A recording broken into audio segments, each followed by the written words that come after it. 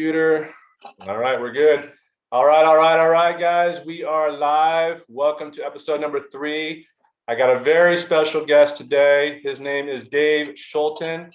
I could give you a really good intro, but I think this man speaks for himself. Dave, why don't you tell us a little bit about yourself and how you got into MMA? Well, yeah, basically, it's a story that I've been open about for the last about 4 or 5 years. I kept my life a secret up until let's just call it 2000.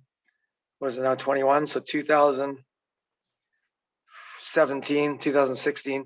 A friend of mine, Roy Duquette, invited me out for coffee. He owns Spartacus Gym in Vancouver, and he doesn't talk a lot, and he's a respected black belt. He coached Emily Kwok to the world championships in jiu-jitsu. He's a personal trainer and very strict and a very good businessman. So I respect him. So I met him on Commercial Drive.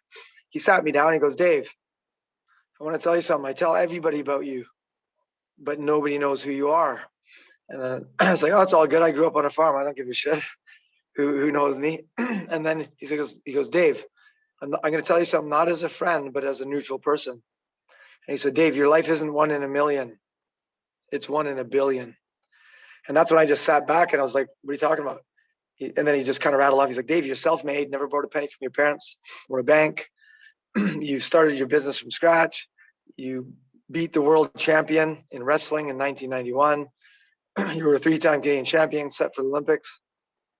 That's when I got in the car accident. I flipped my Fiero 5 times end over end in 1991 before the Olympic trials. I'd punctured lungs and I was choking on my lungs and blood, couldn't breathe. 12 people roughly surrounded me. And they go, "Hey, are you okay?" And when I could finally breathe, I said, yeah, I'm okay. They said, "What's your name?" I said, "Dave Scholten." They're like, "When were you born?" And I was like, I couldn't remember. Obviously a concussion. So if I had my seatbelt on, I wouldn't be talking to you right now, Josh. I'd be dead. I flew through the windshield. I have lacerations on my back. The car was crunched to the size of a few garbage cans. And so basically, I flew through the windshield and survived. So then that was that. So I think that Mauro Ranallo, who just announced the last Mike Tyson fight, he also announced Mayweather against McGregor, and he's announced for Bellator and Strikeforce. Most people know he used to announce with Boss Root and Pride. Well, my mom dragged him out of bed one day because he was very depressed, very, very depressed. He didn't shower for days, and he's open about it, about his story. And he didn't want to come to my grappling competition. My mom dragged him out of bed and said, "You got to come to Dave's grappling competition." So he kept hanging up on her. So she drove there, dragged him out of bed, and took him to competition. Boss Rutan happened to be there. And then my buddy Saku, he's in the movie industry. He goes, "Schultz, how's it going, buddy?" I'm like, "Hey, what's up, Saku?" He goes, "Oh, I'm shooting a movie with Boss Rutan." I'm like, "Oh, that's cool." And I go, "If you need an announcer, Mauro's sitting with my mom there, you should use him." Make a long story short, he got the gig with Boss. They hit it off, and he got sent to Pride a year later. I remember how happy Mauro was, and he announced for Pride for 5 years or so. Yeah. And moral of the story is, I think my mom pretty much could have saved his life. I'm kind of jumping stories here. So anyway, after that, me and Dennis, he had this big video camera, and we were showing him moves with this big, huge VCR pack on his back, filming moves. And Dennis was showing most of the moves. I was this dummy. I started training with Dennis Kang in 1997. And Kevin Dornan, an MMA ref, a UFC ref, he showed me how to shrimp in 1995. So for 1997 is when you really got into it heavily, or were you already kind of going? And if you started training with Dennis Kang, that elevated you to the, "Hey, I can do this" for a whole nother level?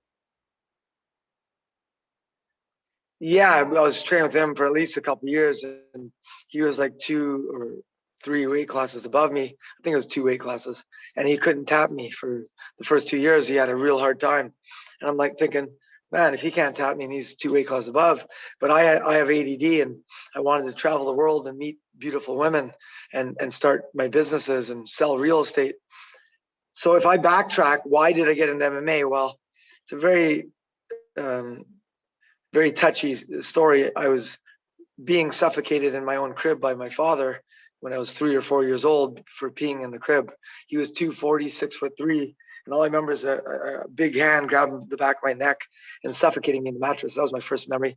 And then at 16 or 16, 17, somewhere in between there, he almost killed me by drowning. On Watcombe Road in Abbotsford, we had a creek in front of our house, and he almost drowned me. So fight or flight kicks in, and I knew I was going to die if I stayed in that house because he would kind of torture me and beat on me. And I was only 85 pounds, so I chose flight. I didn't want to fight the monster, as I called my dad sometimes. Yeah. It's also interesting because he's also was a very good man. Obviously, he had mental issues, but he was also a very smart man. He taught me everything I know. So it's really, you got to separate the bad from the good. And I got to say, I have a lot of respect for my dad. He obviously hung himself since in a tree in 1995. And then my sister got murdered. She got stabbed 50 times with a knife by her ex-husband.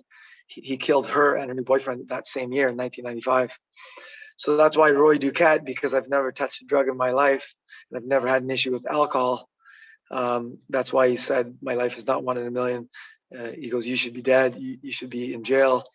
That's sort of an idea. And I'm not sure if that's true, but I do try and put my best foot forward and don't make excuses. And my dad was in the military, and that's where he taught me that. He goes, if you ever come home with a tattoo, an earring, or you do drugs, don't bother coming home.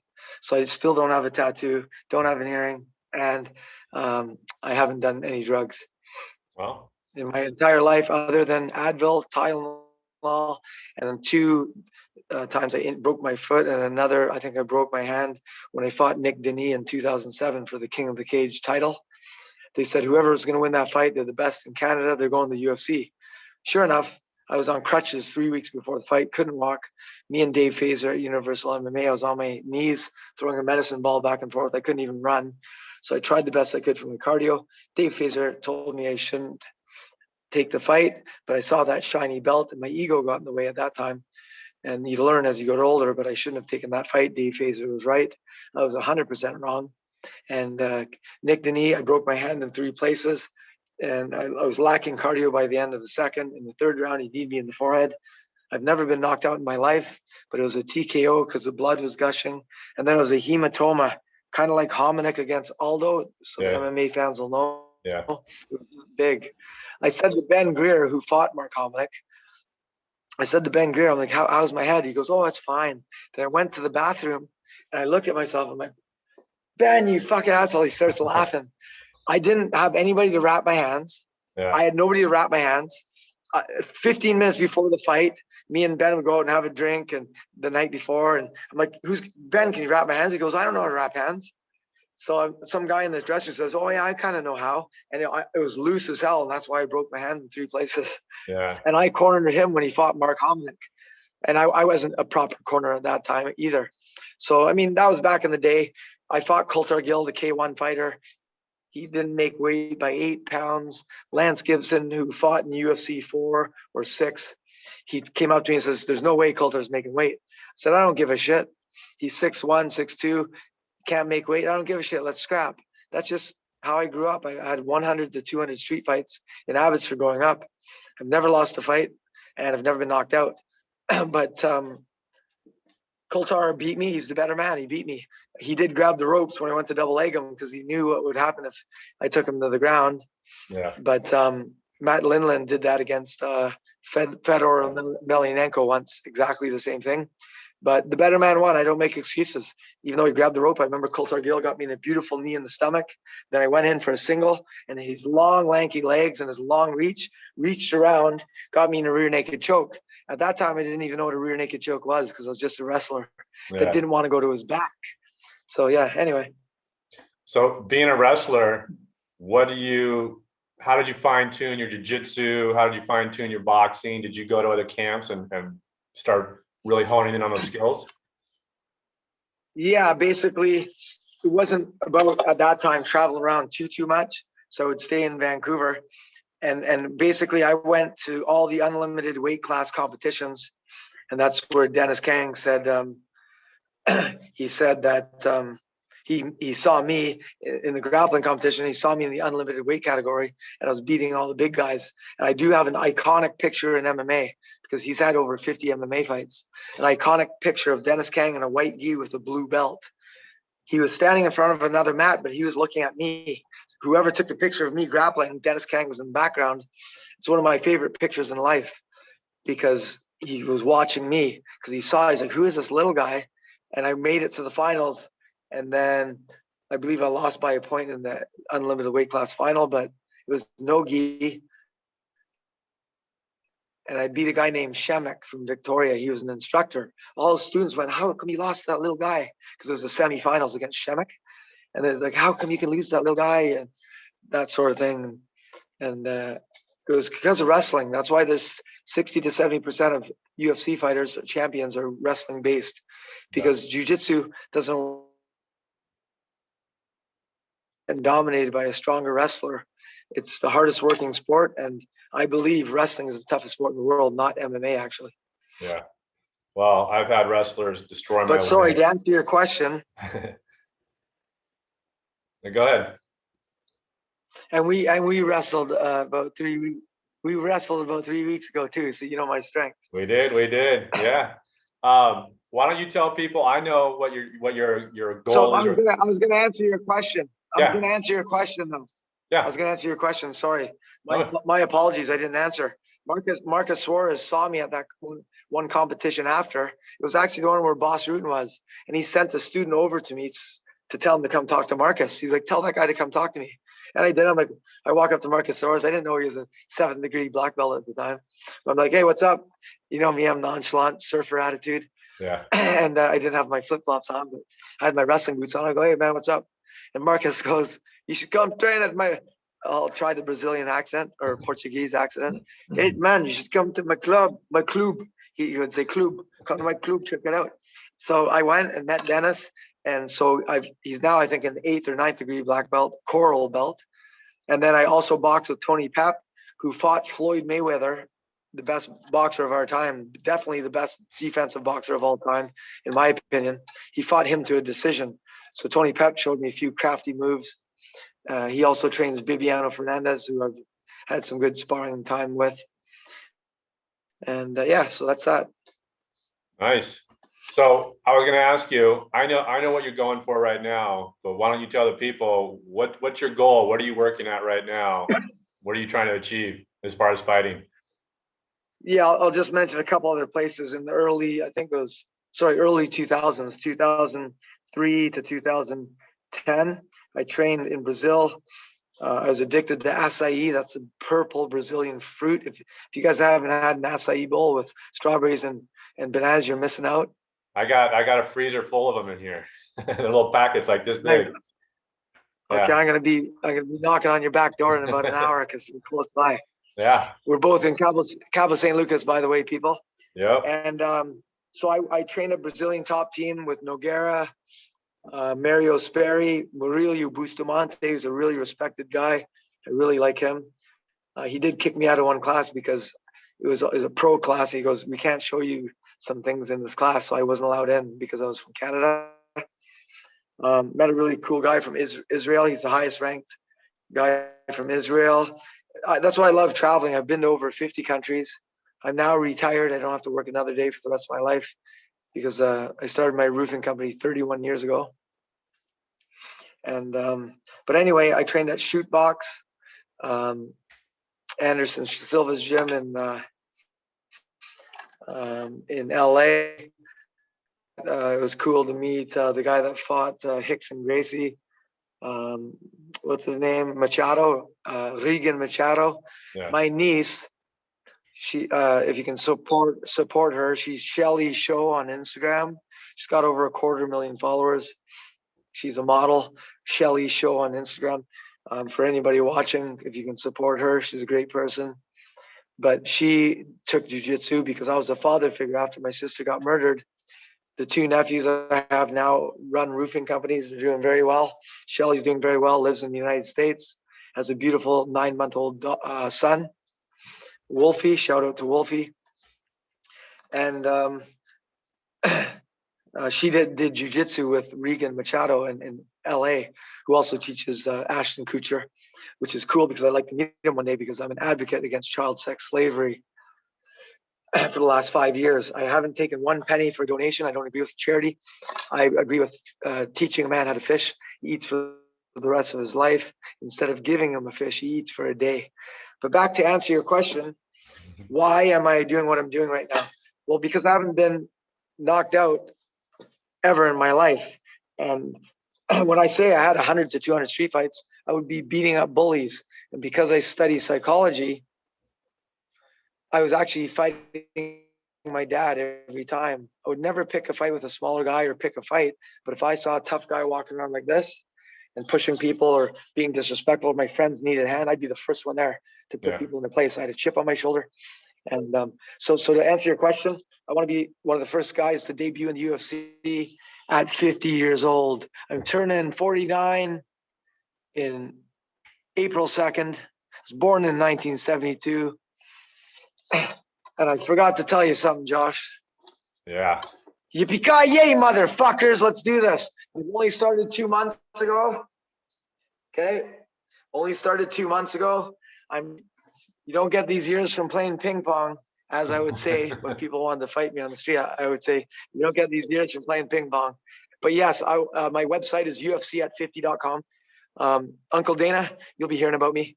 And thanks, Josh, for this interview. I'm anti-social media. That's why not a lot of people know who I am, like Roy Duquette said. But believe me, I had 50 messages in the last week. People, radio stations, they want to film a documentary on my life. And it might be picked up by Netflix, and they might carry the tab and give me royalty or something. And then there's other documentary companies I'm in talks with, and I'm going to Mexico City within the next week to talk to agents and production companies also. But I do need a good lawyer and an agent because I need representation. So have you reached out to Dana at all? Have you gotten on his radar? Does he know your goals? No, but I'm fortunate enough to be very good friends with Dennis Kang, and also Marcus Suarez is the best jiu-jitsu or the most decorated jiu-jitsu coach in all of Canada. And most people know that for my size, I'm one of the strongest guys for my size, and pound for pound. Mike Brown, Dennis Kang said, is the only guy he met that was as strong as me, pound for pound. Mike Brown from ATT, the great coach who I respect dearly. That guy is very humble and very respected guy. Faraz Zahabi, David Lee in Kelowna, Roy McDonald's coach, who always did no gi just like me. Respect him a lot. Roy McDonald, of course, who used to watch me fight when he was 14. It was Cowboy Cerrone, actually. I was teaching a seminar in Cabo and with Pedro Camberos, who holds pads for Cowboy at Camberos MMA in Cabo San Lucas. He also has a gym in Puerto Vallarta, and he teaches, what's his name? That Pantera, El Pantera, a very, very fun fighter to watch. I want to train with him in Puerto Vallarta because I'm heading out in that direction this week, I told you. I need another at least a month of training before I step up to train with Pantera in my mind. So, and then I'll be ready to train with him. But I made friends with Cowboy Cerrone. He came out to me. He goes, "Why are you teaching? Oh, you're teaching a seminar here?" He goes, "How are you teaching a seminar here?" And the usual chip on my shoulder self, I go, "Why wouldn't I?" I go, "Nice to meet you, Cowboy." I go, "Why wouldn't I?" And then we became friends. Cowboy said, "Hey, give me your number. Let's hang out sometime." And then he stayed at my house like 4 or 5 times with his beautiful wife. And now he's got 2 beautiful kids. I really respect Cowboy because he grew up on a farm like me. And we get along great. And I understand now 5% of what he has to go through with everybody wanting a piece of you.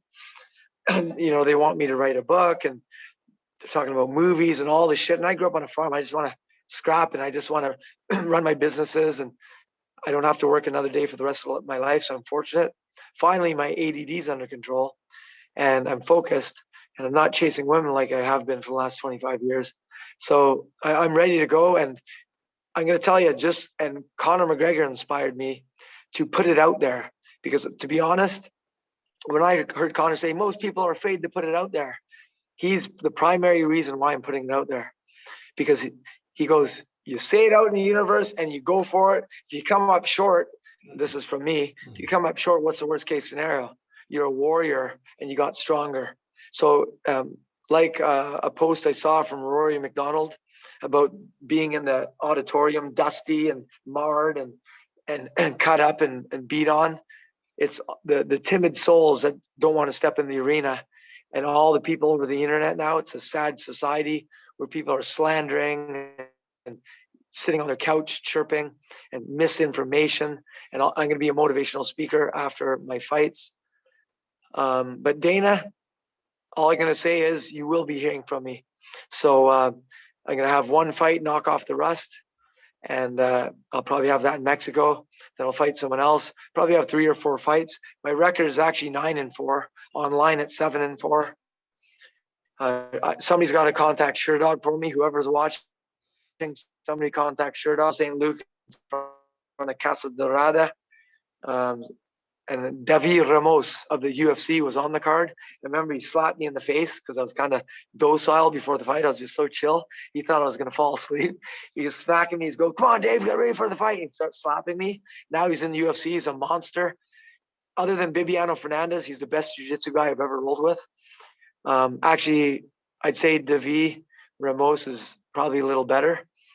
His leg locks are insane, and he won the ADCCs. So I'd say he's the best grappler I've ever grappled with, and Bibiano Fernandez would be number 2.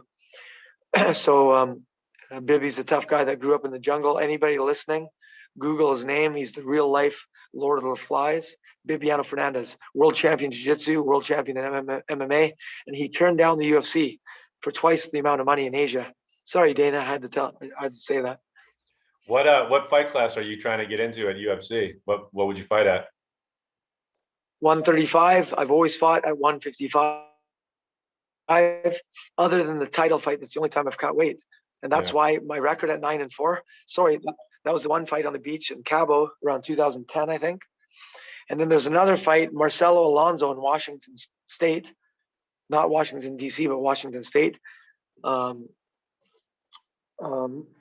remember Maurice Smith. I was hanging out with Maurice Smith and training with him, the old K1 kickboxer fighter. Yeah. And he came to Vancouver times, and we would have a lot of jokes. I love that guy. He's a great sense of humor and a great guy to hang out with. But the other fight was Marcelo Alonso's card, and I beat the guy that beat Matt Hughes twice. What's his name? It was Dennis Kang versus Dennis Hallman. So Dennis Hallman's cousin, I beat. His name's Matt Lininger. He had a lot of fights, good fighter. I kneed him in the chin, split his chin open, and blood was gushing, and they had to call the fight because too much blood.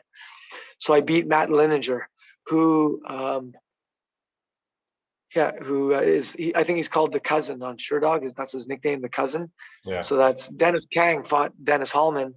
Dennis Kang was kicking Dennis Hallman's ass, but then Dennis Kang got disqualified for an up kick to the face. So Dennis was destroying Dennis Hallman, and I was there watching it live. So I got to give a shout out to Dennis Kang, who also knocked out Mauricio Shogun.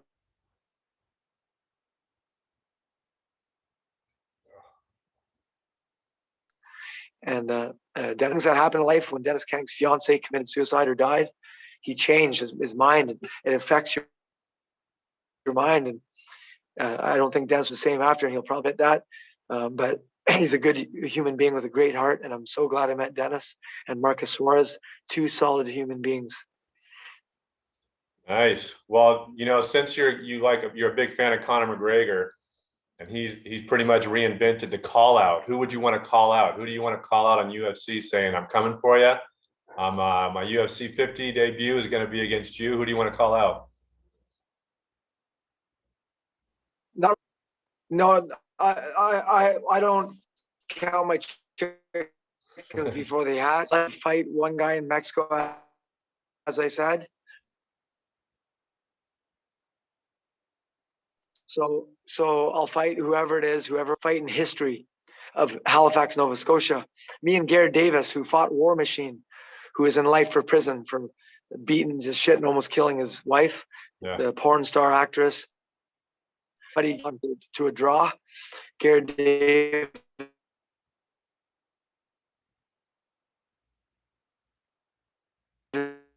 is one of the first black belts. Shout out to him, he's a good guy. Shout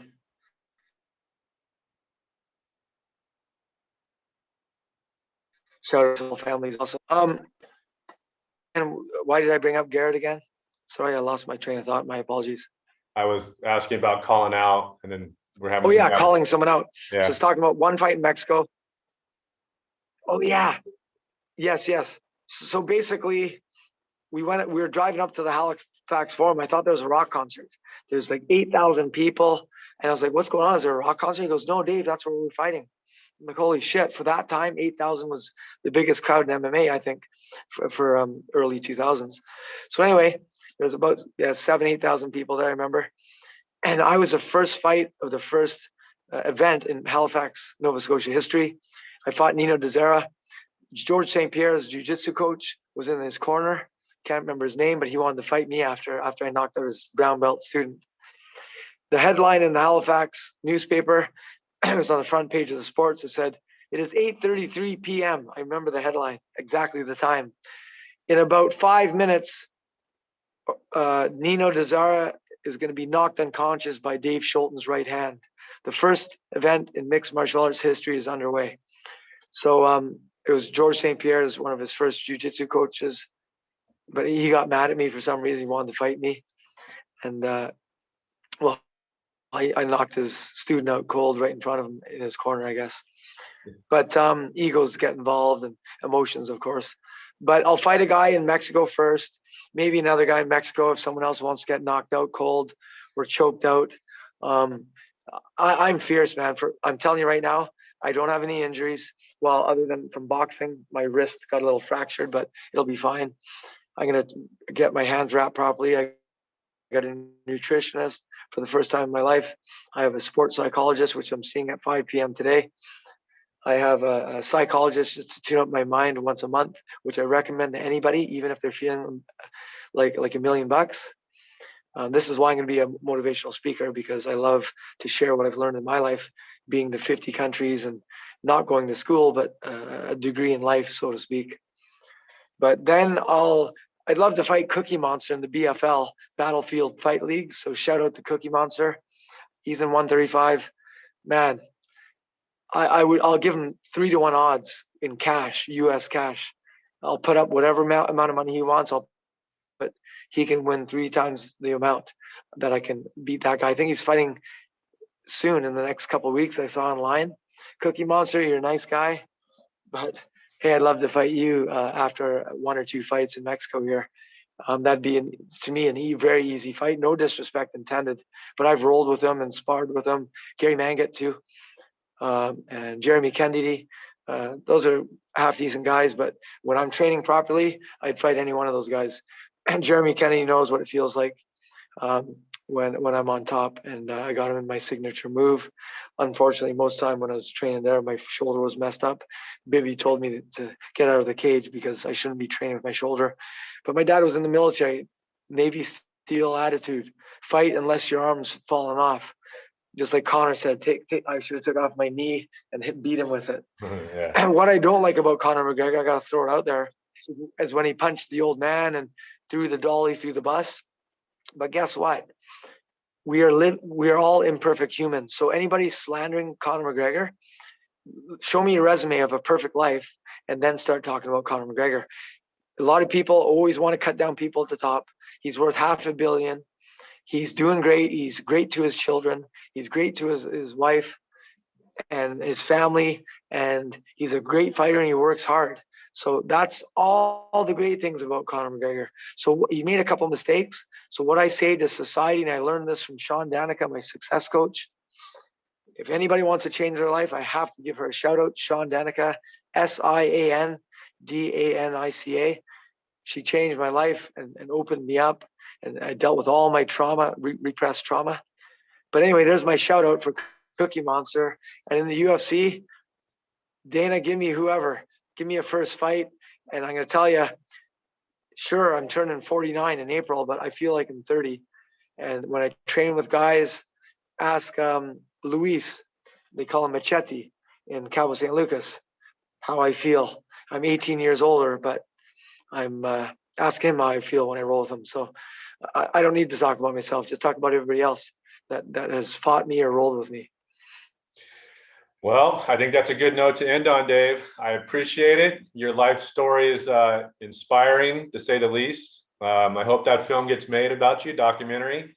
I really appreciate the time here today, and we'll see you in the UFC. It will get made. We'll see you in the UFC, brother. Yeah, and I will see you in the UFC. And one thing, a shout out to Legend, my buddy Lewis and Michael from Tijuana and Guadalajara. They might be sponsoring me, and Modu from Motivated, the best gym in Cabo San Lucas. He trains all the celebrities from Hollywood. Shout out to Modu from Motivated, a great human being that helps the community in Cabo San Lucas. And my best girlfriend in the world, Ashley Hamer Jackson from Vancouver, Canada, a yoga instructor, and she's going to start a recycling program in Cabo San Lucas. So again, my website, everybody, follow my journey, please. Thank you very much, Josh, for your time, and thanks for rolling with me. You're a big boy. I hope you can show me how to surf one day. Cool. And like I said, your son's a stud. And UFC at 50.com, and to raise awareness for child sex slavery, which Cowboy Cerrone helped me with. Who has the most wins in UFC history? We can all respect Cowboy Cerrone, a warrior. Returntohappiness.com to raise awareness against child sex slavery. Take care. Thank you very much, Josh, and we'll talk soon. All right. Thanks, Dave. See ya.